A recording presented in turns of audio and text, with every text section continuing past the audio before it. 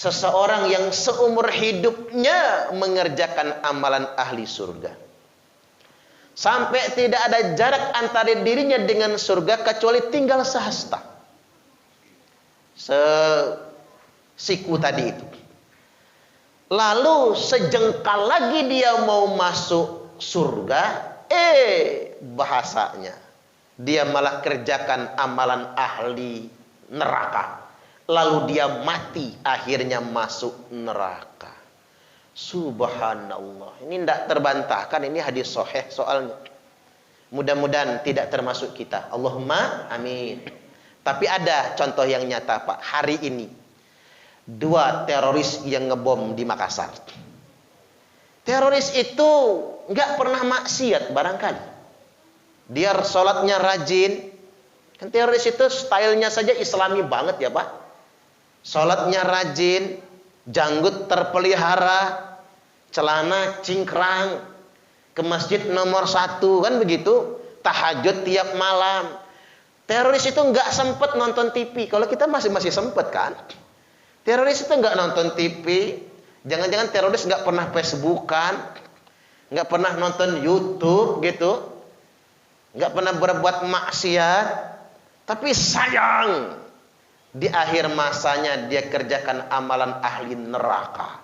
Lalu dia masuk neraka. Ya gimana nggak mengerjakan amalan ahli neraka? Bunuh diri.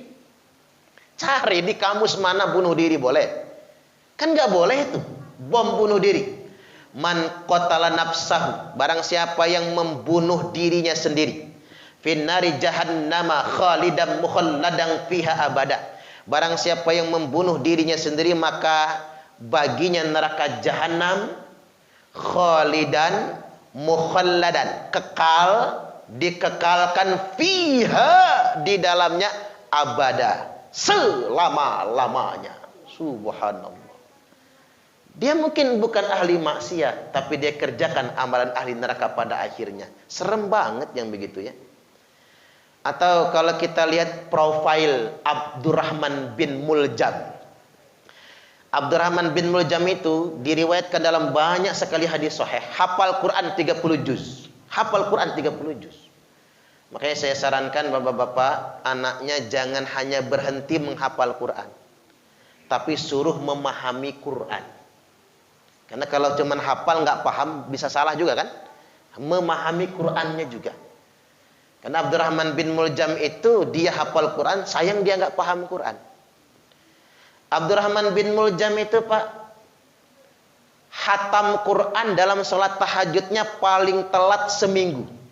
Paling telat. Bukan baca Quran sambil duduk, dalam sholat tahajud paling telat seminggu. Ke masjid mendahului suara azan. Kalau kita dengar azan dulu baru ke masjid. Apalagi bulan Ramadan nanti Pak, ngabisin kolak dulu 2 mangkok baru berangkat. Masbuk juga nggak apa-apa. Jadi kecuali kalau bukanya di masjid. Jadi duluan dia ke masjid daripada azan. Dan tidak pernah sholat kecuali di sop yang pertama. Saking rajinnya ibadahnya ini. Tidak pernah berbuat maksiat. Tidak pernah zina. Tidak pernah ngambil hak orang lain. Tapi satu kekurangannya cuma.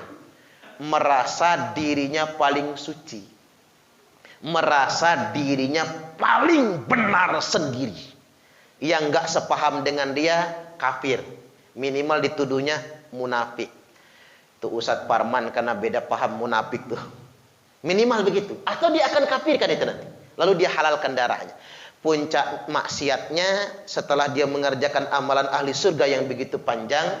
Puncaknya dia membunuh Khalifah Ali bin Abi Thalib. Di tanggal 7 Ramadan. Ditikam sedang mengimami sholat subuh. Subhanallah.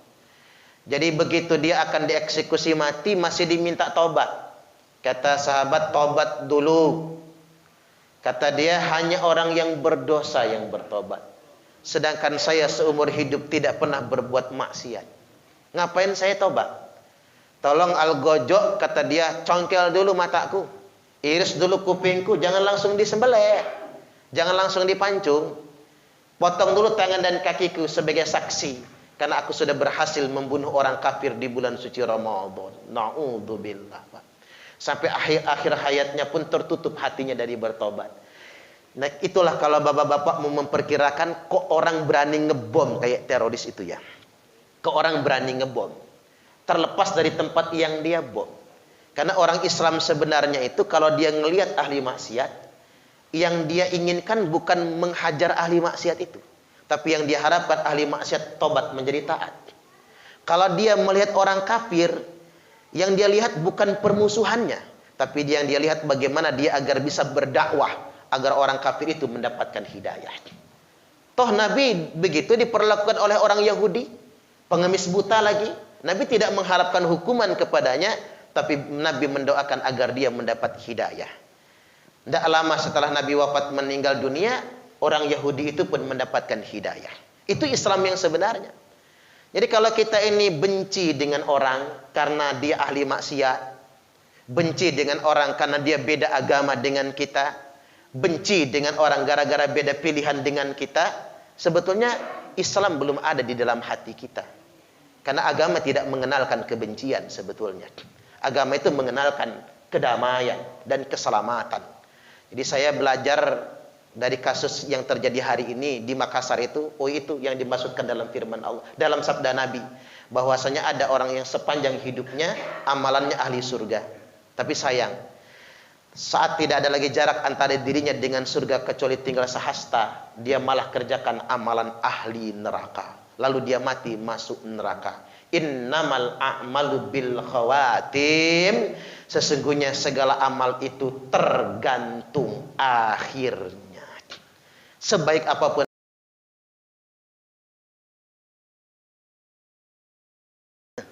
Apa kabar Bapak Ibu? Sehat? Alhamdulillah. Sudah jauh COVID-nya ya Pak ya. Mudah-mudahan kita dijauhkan dari segala macam wabah penyakit. Allahumma amin. Ini malam, pas malam nisfu Sa'ban ini Pak.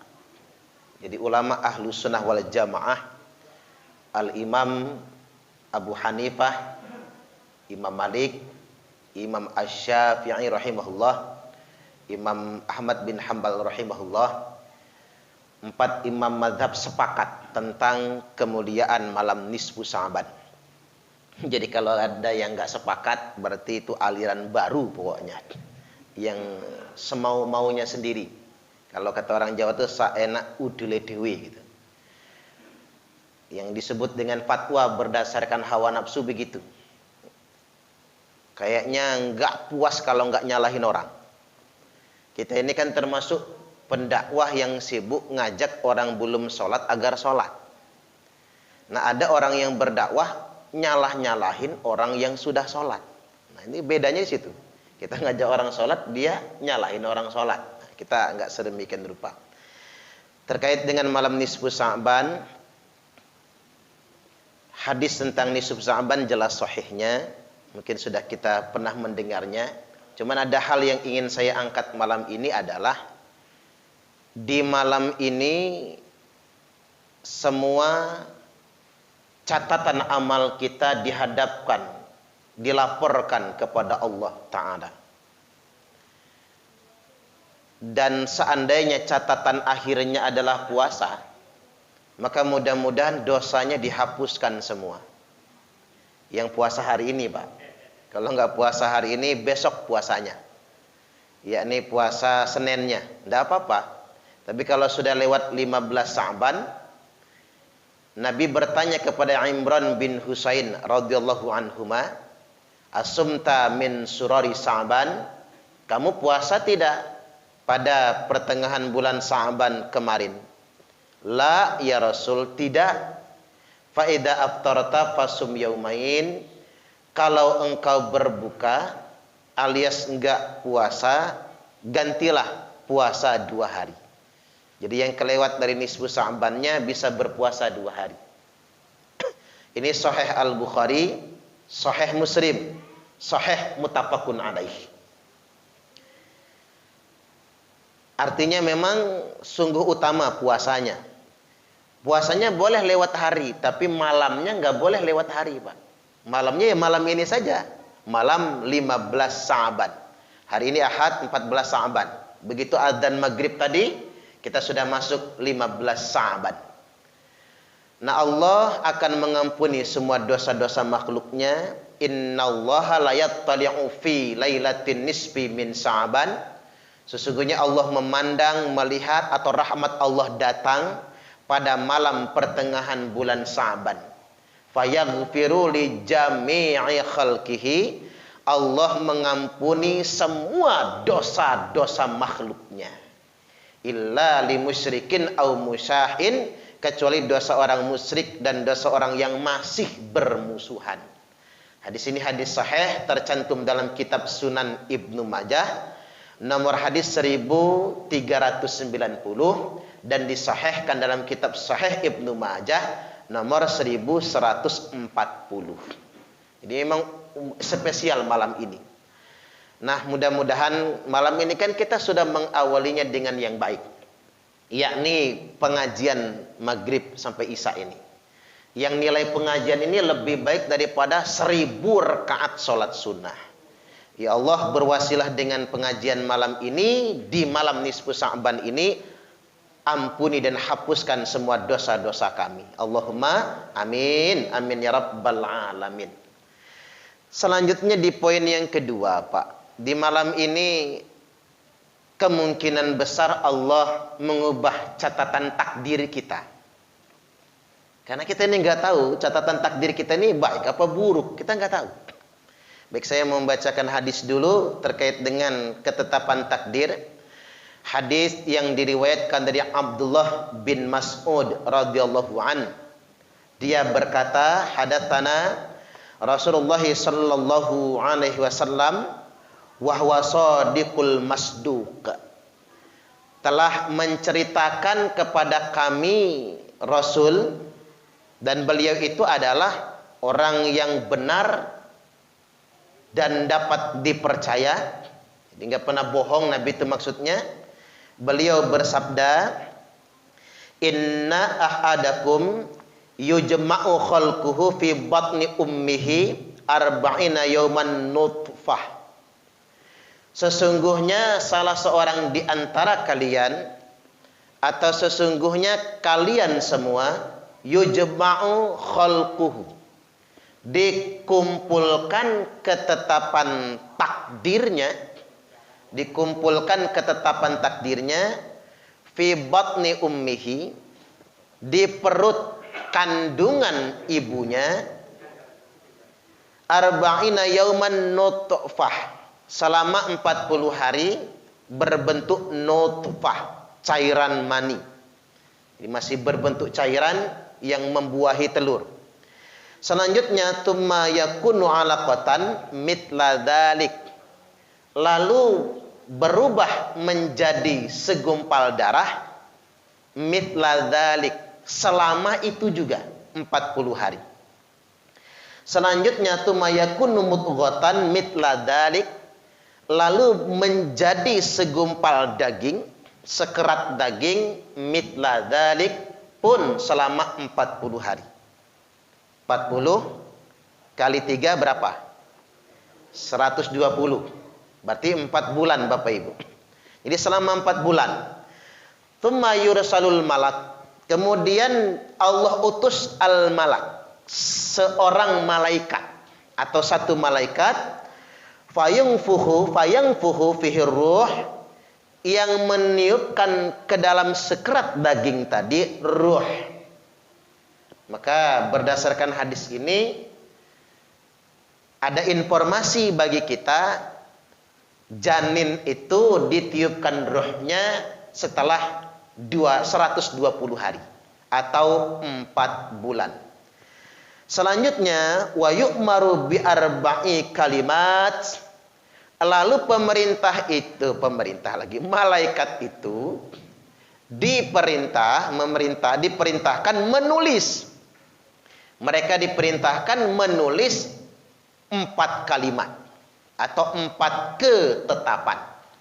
Apa 4 ketetapan itu? Yakni bikatsbi rizqihi, ketetapan rezeki 1. Nah, ini malam ini Pak ngubah nasib tuh. Siapa tahu dulu diubah ketetapan rezekinya Parman melarat umpama kan. Gara-gara berdoa malam nisfu Sa'ban, Parman kaya sekaya Abu Rizal Bakri. Amin. Waduh, banyak kita bikin pondok, Pak. Banyak kita bikin masjid kalau begitu. Jadi bikatsbi rizqihi, tentang ketetapan rezeki waktu di kandungan 4 bulan itu. Kemudian wa ajalihi, ajalnya 2 sudah Allah tetapkan. Selanjutnya wa amalihi, amal perbuatannya, kelakuannya sudah Allah tetapkan. Dan yang nomor 4 wasaqiyun au sa'idun, sudah Allah tetapkan dia bakal sengsara atau bahagia. Subhanallah. Gimana? Bang Heru bisa nebak nggak? Bang Heru ini sengsara apa bahagia kira-kira? Kalau dia dari giginya udah ompong, sengsara kayaknya. Minimal ngunyah yang sengsara ya, Bang ya. Jadi Allah sudah tetapkan, bahkan dalam hadis yang lain Allah katakan, Nabi katakan, Pak, sudah Allah tetapkan tempatnya di akhirat nanti minal jannati awin nar. Dia itu bakal netep di surga atau neraka. Waduh. Nggak enak juga ini, Pak, karena kalimat sakyun au sa'idun, sakyun au sa'idun, sengsara atau bahagia ini mewakili kata neraka atau surga. Sudah Allah jadikan ketetapan. Nah, itu bisa berubah setiap malam nisfu Sa'ban. Karena Allah berikan tawaran sedemikian rupa. Maka berdoalah malam ini, mudah-mudahan bagi kita Allah tetapkan yang baik-baik saja. Allahumma amin. Ini hadis sahih betul ini. Kalau sahih banget lah kata orang itu. Di Sahih Al-Bukhari nomor 6084, kemudian Sahih Muslim 1036. Sahih muttafaqun alaih. Belum selesai hadisnya. Kita lanjutkan membacanya. Fawalladzi la ilaha ghairuhu, fawalladzi, demi zat alladzi la ilaha ghairuhu, demi zat yang tidak ada Tuhan selainnya. Tahu fawallahi la ilaha illa huwa, boleh juga kalimatnya begitu. Demi Allah yang tidak ada Tuhan selain Dia. Inna ahadakum la ya'malu bi amali ahlil jannah. Sesungguhnya ada salah seorang di antara kalian la ya'mal, niscaya dia beramal bi amali ahlil jannati, dengan amal perbuatan ahli surga. Ada seorang di antara kalian, kata Nabi, yang dia beramal dengan amal perbuatan ahli surga, hatta ma yakunu bainahu wa bainaha illa dzira'un, sampai tidak ada jarak antara dirinya dengan surga itu kecuali cuman dzira'un, sehasta saja. Sehasta itu ukuran sepanjang siku pergelangan tangan kita. Tidak ada jarak antara dirinya dengan surga kecuali tinggal sehasta saja. Cuman sayang, fayasbiqu alaihil kitabu, sayang dia didahului atas ketetapannya, atas catatannya. Fayamalu bi amali ahlin nar, dia mengerjakan amalan ahli neraka. Fayadkhuluha, lalu dia masuk neraka. Serem banget ini. Saya bacanya serem gitu. Takut di saya gitu, takutnya.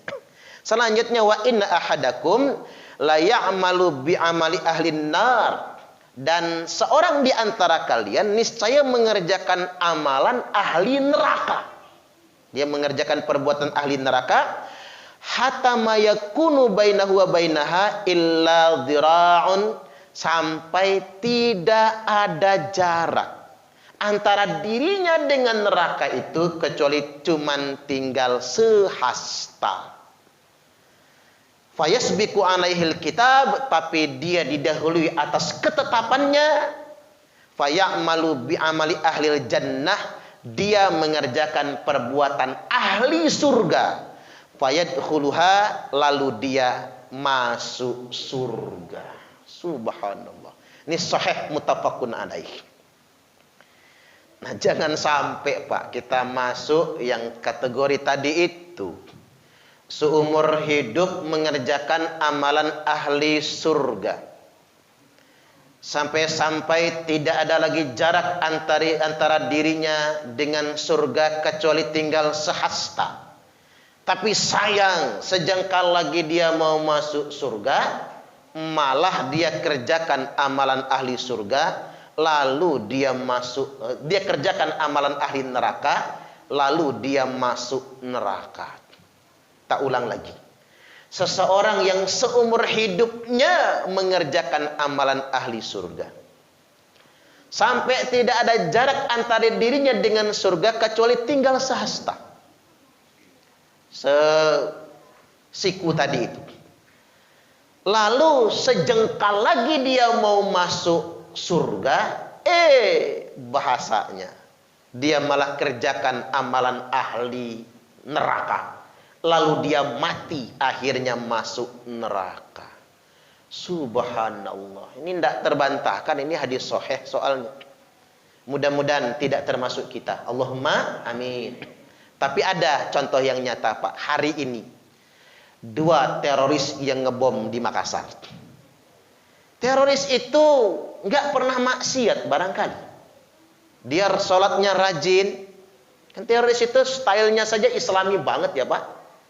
Sholatnya rajin, janggut terpelihara, celana cingkrang, ke masjid nomor 1 kan begitu, tahajud tiap malam. Teroris itu nggak sempet nonton TV. Kalau kita masih sempet kan. Teroris itu nggak nonton TV. Jangan-jangan teroris nggak pernah Facebookan, nggak pernah nonton YouTube gitu, nggak pernah berbuat maksiat. Tapi sayang, di akhir masanya dia kerjakan amalan ahli neraka, lalu dia masuk neraka.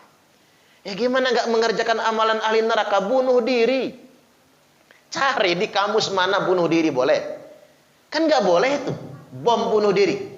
Man qatala nafsahu, barang siapa yang membunuh dirinya sendiri, finnari jahannama khalidan mukhalladan fiha abada. Barang siapa yang membunuh dirinya sendiri, maka baginya neraka jahanam, khalidan mukhalladan, kekal, dikekalkan, fiha, di dalamnya, abada, selama-lamanya. Subhanallah. Dia mungkin bukan ahli maksiat, tapi dia kerjakan amalan ahli neraka pada akhirnya. Serem banget yang begitu ya. Atau kalau kita lihat profil Abdurrahman bin Muljam. Abdurrahman bin Muljam itu diriwayatkan dalam banyak sekali hadis sahih. Hafal Quran 30 juz. Hafal Quran 30 juz. Makanya saya sarankan bapak-bapak, anaknya jangan hanya berhenti menghafal Quran, tapi suruh memahami Quran. Karena kalau cuma hafal nggak paham bisa salah juga kan? Memahami Qurannya juga. Karena Abdurrahman bin Muljam itu dia hafal Quran, sayang dia nggak paham Quran. Abdurrahman bin Muljam itu Pak, khatam Quran dalam sholat tahajudnya paling telat seminggu. Paling telat. Bukan baca Quran sambil duduk, dalam sholat tahajud. Paling telat seminggu. Ke masjid mendahului suara azan. Kalau kita dengar azan dulu baru ke masjid. Apalagi bulan Ramadan nanti Pak. Ngabesin kolak dulu 2 mangkok baru berangkat. Masbuk juga nggak apa-apa. Jadi kecuali kalau bukanya di masjid. Jadi duluan dia ke masjid daripada azan. Dan tidak pernah sholat kecuali di shop yang pertama. Saking rajinnya ibadahnya ini. Tidak pernah berbuat maksiat. Tidak pernah zina. Tidak pernah ngambil hak orang lain. Tapi satu kekurangannya cuma merasa dirinya paling suci. Merasa dirinya paling benar sendiri. Yang gak sepaham dengan dia kafir. Minimal dituduhnya munafik. Tuh Ustadz Parman karena beda paham munafik tuh. Minimal begitu. Atau dia akan kafir kan itu nanti. Lalu dia halalkan darahnya. Puncak maksiatnya setelah dia mengerjakan amalan ahli surga yang begitu panjang, puncaknya dia membunuh Khalifah Ali bin Abi Thalib di tanggal 7 Ramadan. Ditikam sedang mengimami salat subuh. Subhanallah. Jadi begitu dia akan dieksekusi mati masih diminta taubat. Kata sahabat, taubat dulu. Kata dia, hanya orang yang berdosa yang bertobat. Sedangkan saya seumur hidup tidak pernah berbuat maksiat. Ngapain saya tobat? Tolong al-gojok, kata dia, congkel dulu mataku. Iris dulu kupingku, jangan langsung disembelih. Jangan langsung dipancung. Potong dulu tangan dan kakiku sebagai saksi. Karena aku sudah berhasil membunuh orang kafir di bulan suci Ramadan. Na'udzubillah. Sampai akhir hayatnya pun tertutup hatinya dari bertobat. Nah, itulah kalau bapak-bapak mau memperkirakan kok orang berani ngebom kayak teroris itu ya. Kok orang berani ngebom. Terlepas dari tempat yang dia bom. Karena orang Islam sebenarnya itu kalau dia ngelihat ahli maksiat, yang dia inginkan bukan menghajar ahli maksiat itu. Tapi yang dia harapkan ahli maksiat tobat menjadi taat. Kalau dia melihat orang kafir, yang dia lihat bukan permusuhannya, tapi yang dia lihat bagaimana dia agar bisa berdakwah, agar orang kafir itu mendapatkan hidayah. Toh Nabi begitu diperlakukan oleh orang Yahudi, pengemis buta lagi. Nabi tidak mengharapkan hukuman kepadanya, tapi Nabi mendoakan agar dia mendapat hidayah. Tidak lama setelah Nabi wafat meninggal dunia, orang Yahudi itu pun mendapatkan hidayah. Itu Islam yang sebenarnya. Jadi kalau kita ini benci dengan orang karena dia ahli maksiat, benci dengan orang karena dia beda agama dengan kita, benci dengan orang gara-gara beda pilihan dengan kita, sebetulnya Islam belum ada di dalam hati kita. Karena agama tidak mengenalkan kebencian sebetulnya. Agama itu mengenalkan kedamaian dan keselamatan. Jadi saya belajar dari kasus yang terjadi hari ini di Makassar itu, itu yang dimaksudkan dalam firman Allah, dalam sabda Nabi, bahwasanya ada orang yang sepanjang hidupnya amalannya ahli surga. Tapi sayang, saat tidak ada lagi jarak antara dirinya dengan surga kecuali tinggal sehasta, dia malah kerjakan amalan ahli neraka. Lalu dia mati masuk neraka. Innamal a'malu bil khawatim. Sesungguhnya segala amal itu tergantung akhirnya. Sebaik apapun masa lalu, kalau endingnya jelek, maka ending yang akan menentukan itu semua. Tapi ada juga kategori yang kedua, Pak.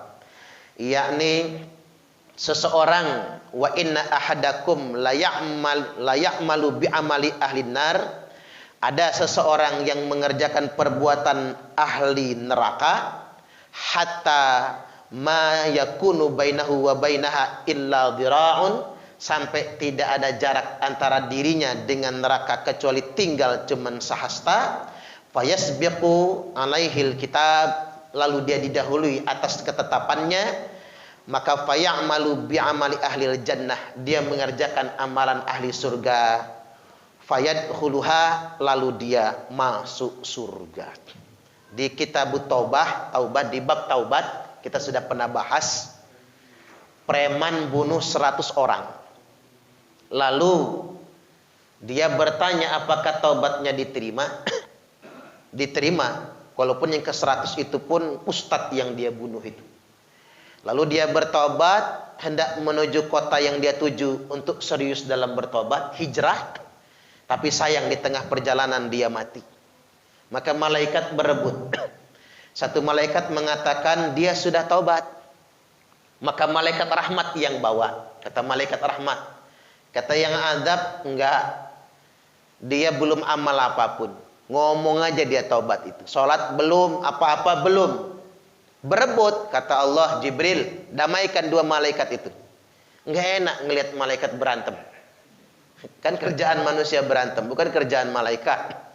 Didamaikan oleh Jibril. Kata Jibril, kamu orang jangan berantem. Kita ukur sajalah. Kalau lebih dekat dengan kota yang dia tuju, maka taubat Allah terima. Malaikat rahmat yang bawa ruhnya. Tapi kalau lebih dekat dengan kota yang dia tinggalkan, berarti taubatnya belum diterima. Maka malaikat adab yang membawanya. Begitu diukur, sejengkal lebih dekat dengan kota yang dia tuju. berarti Allah terima taubatnya. Padahal sepanjang hidupnya mengerjakan amalan ahli neraka.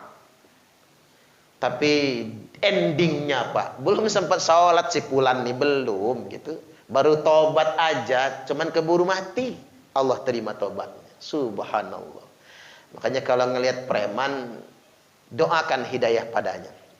Kalau sudah tobat dia, alhamdulillah. Jangan sampai preman masuk masjid, udah tobat, mentang-mentang badannya betatuk, kita sinis. Ala lu gua tahu lu tuh nongkrong aja kerjaannya di perempatan. Udah nggak usah sok-sokan di masjid ini. Jangan guys Pak. Jangan-jangan dia duluan yang masuk surga, kita malah belakangan nantinya. Jadi demikian, di malam nisfu Sya'ban ini mudah-mudahanlah Allah jadikan takdir untuk kita takdir yang baik-baik saja. Allahumma amin.